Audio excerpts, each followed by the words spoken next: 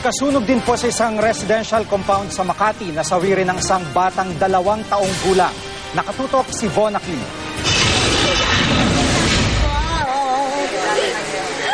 Ang paghahanap sa nawawalang 2 taong gulang na si Lilze Joy ay nauwi sa pagdadalamhati ng pamilya Buyco nang matuklasan nilang nasa loob pala ito ng nasunog nilang bahay sa Arellano Street, Barangay Palanan, Makati City.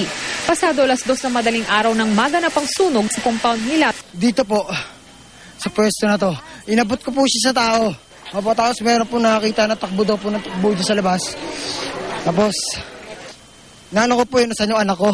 Pero gayon na lamang ang panlulumo ng ama ng bata nang matagpuan ang labi ng anak sa ilalim ng mga sunog na yero.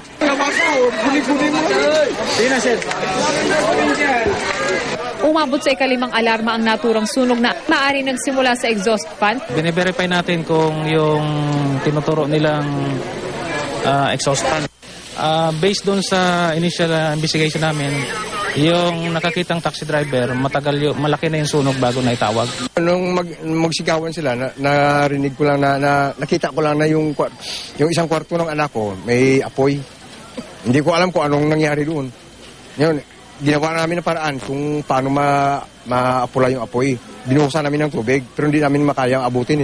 Mag-alas 3 na ng madaling araw ng tuluyang maapulang sunog. Hindi patukoy ng BFP ang kabuang halaga ng natupok na mga bahay. Von Aquino, Naka-Alerto, 24.